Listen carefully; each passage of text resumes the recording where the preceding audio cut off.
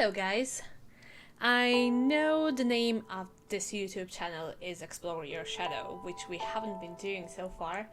I was kind of focusing on everything I wanted to create without feeling any kind of pressure because that was the thing I was trying to avoid in my life altogether.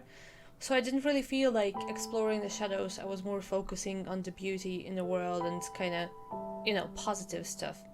But anyways, I knew there was gonna come time in my life when I actually want to talk about the bad things. Well, let's not call them the bad things. Let's just say that these things are what you need to go through to have a nice and happy life.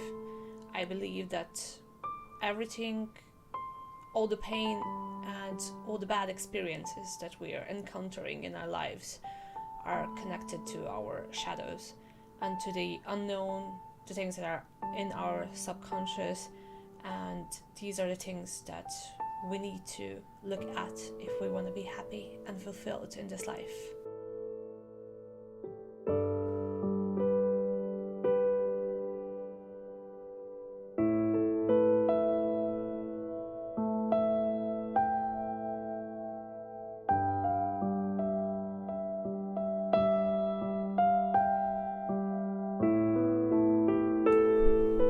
I didn't realize this until recently, but throughout my almost entire childhood, my creativity has been diminished bit by bit.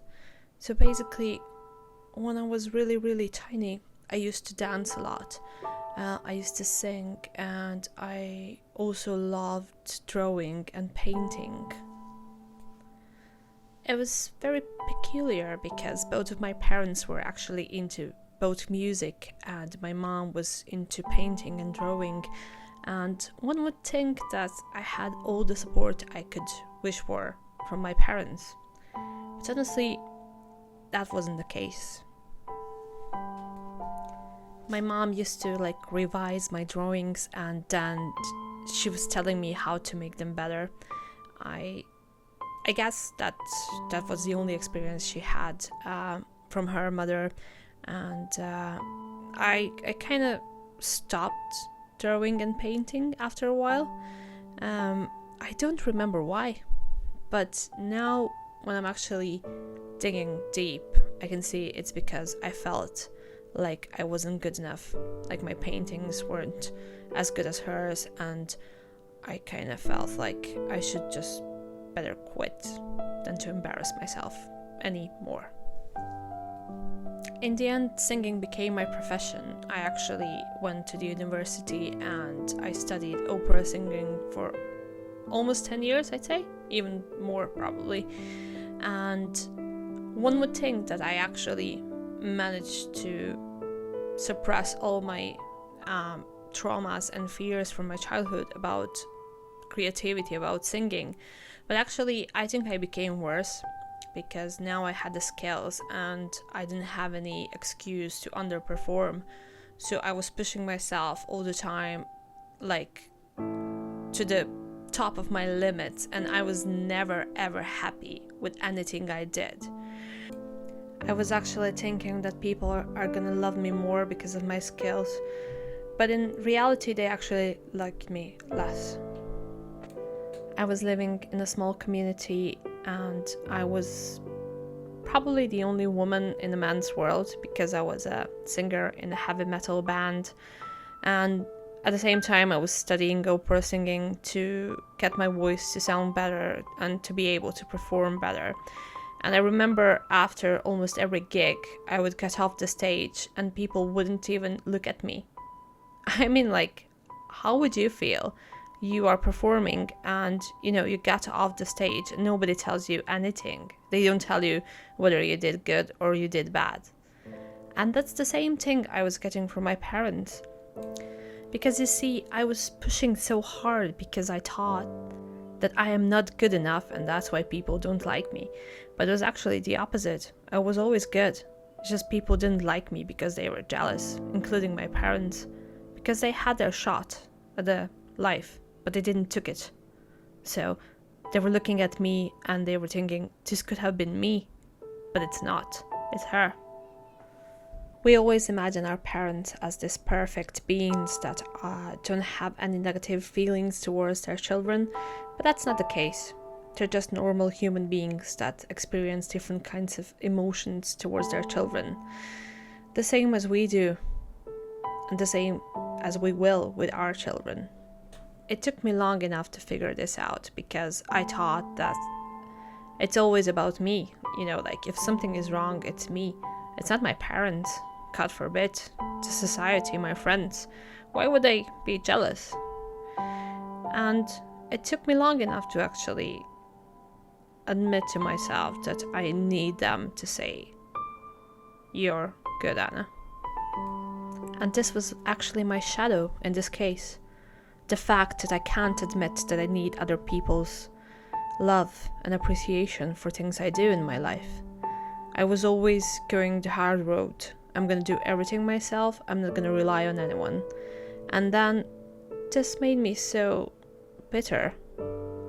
I was so hurt that I couldn't sing, I couldn't dance, I couldn't paint, I couldn't do anything because I was fearing the moment whenever I touch these things that people are gonna just give me jealousy and hate. And you know what? They still do. Jealousy and hate actually got me to the point where I couldn't be an artist anymore. And if I'm not the artist, who am I? I am an artist. It's in my blood. It's in my veins. It's everywhere. It's who I am. But I was denying all this to myself because I thought I am not good enough to be an artist. But you know what? You can be an artist in almost anything. Almost anything. You can make your life your piece of art. And you see, if I'm not the one to stop here, I'm gonna do the same to my children. I'm gonna be jealous when I look at them thriving as artists, because I know that they will be artists if I ever have them. What else could they be? So it's my responsibility to dig deep into myself and see what I can do to help myself to become a better person. So I actually started very simple. I started from the lowest forms of art possible. I started singing for pleasure, I started painting for pleasure, I started carving the pumpkins for pleasure, I started cleaning the house for pleasure, I started putting makeup on me for pleasure, and I basically did anything and everything that was kinda an expression of myself that could not be criticized by anyone. When I was looking at all these things, I actually thought they were really good. And after a while, I actually wanted to share them with other people. And that was my first instinct.